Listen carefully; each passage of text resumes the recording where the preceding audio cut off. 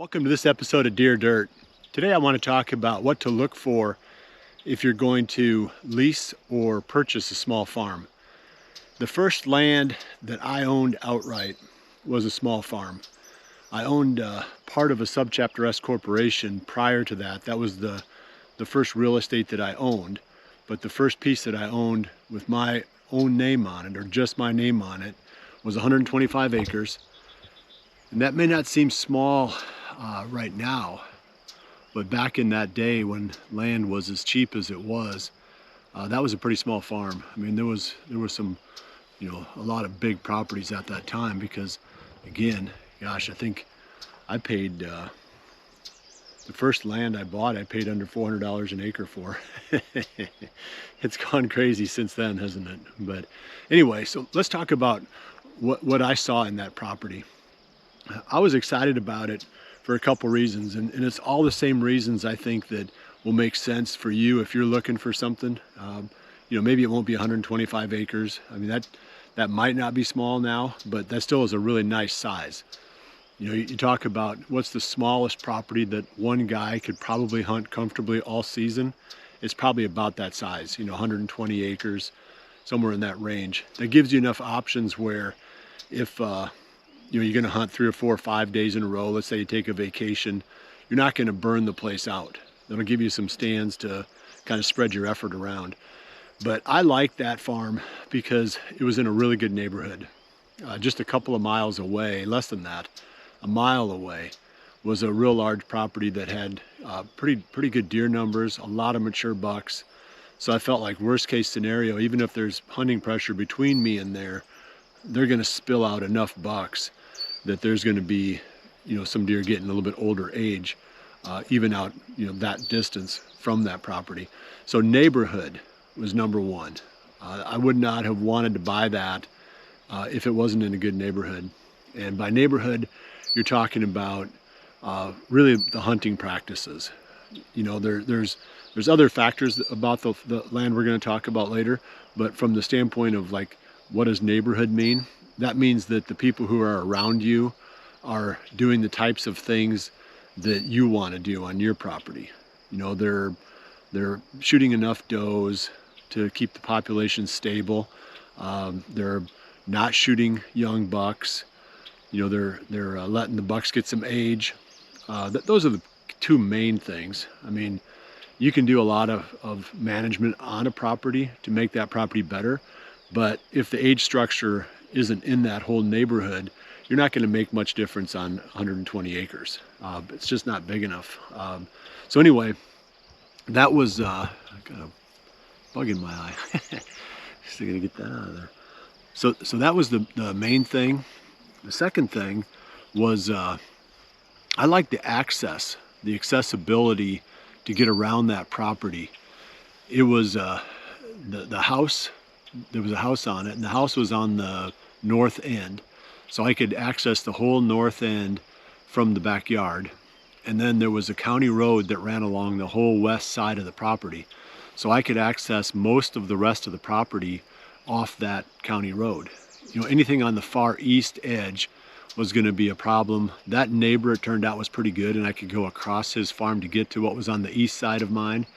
But even without that, I could have gotten by with having 2 points of access, coming in from the north and from the west.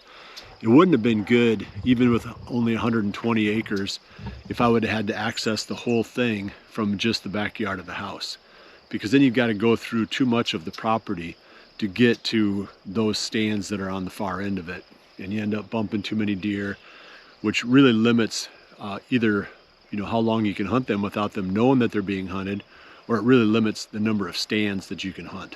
Because if you're going to burn spots out, either your season's going to come to a screeching halt, or you just can't hunt those spots.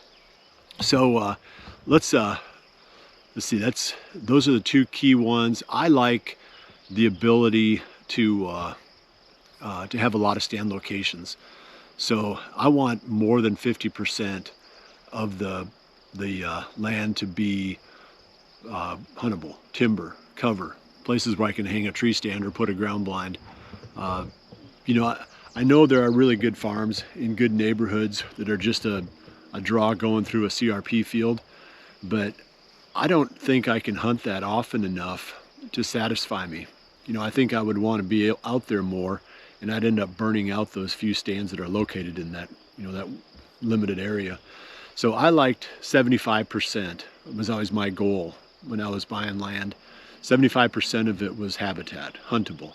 So that was a key factor. The other thing that was really nice about this one was it had little small secluded spots where I could make food plots, you know, well away from the road, places that I could get into and out of off the road, but you couldn't see them from the road. And that's really nice because, you know, you don't want people driving by and, you know, stopping and looking at the deer. You know, it's always going to be right at the prime time when you're sitting in your tree stand, and, you know, having a food source near the road isn't necessarily a good thing.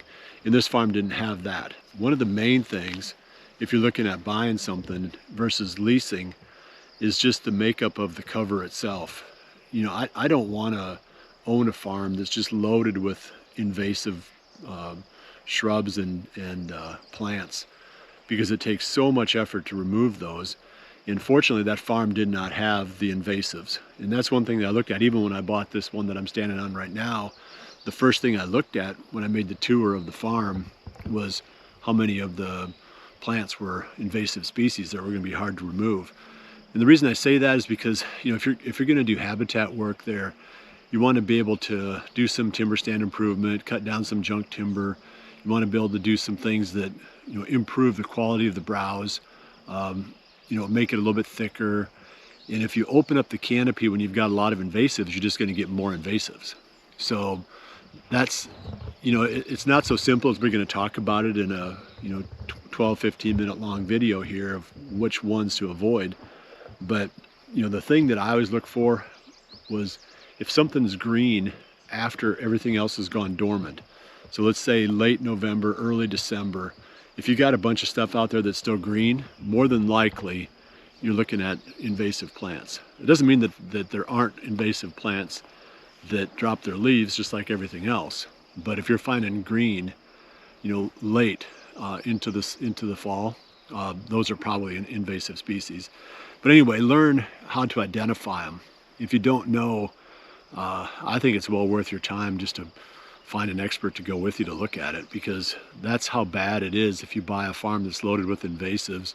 Just trying to remove them and turn it into something that, you know, you can manage. It's a nightmare. I think those are going to be the main ones. Oh, another key point that people don't think about enough is it needs to be close to where you live. You know, what's the point of owning something or leasing something if you only get to go there once in a while because it's too far away? You know, you're better off getting something that's maybe a little bit lower quality but closer to home, because you want to be able to spend the time there. You want to be able to, you know, run over there, jump on your tractor if you own it, you know, work on your plots, do the fun stuff that goes along with land ownership. And if you're just leasing it, you want to be able to hunt it maybe after work once in a while, or you got a, you know, a ball game that you need to go to on Saturday afternoon, but you got Saturday morning free.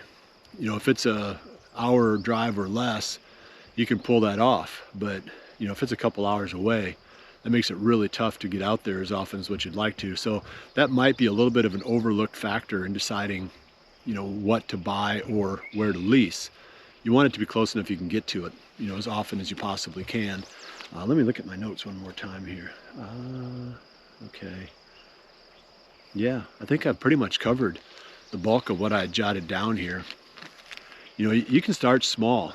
I don't have, like I said, I started small, you know, relative to, you know, what was considered big back then. You know, several thousand acres was considered big back then because the land was so cheap, and a lot of the big cattle farmers in the area where I owned had several thousand acres of land.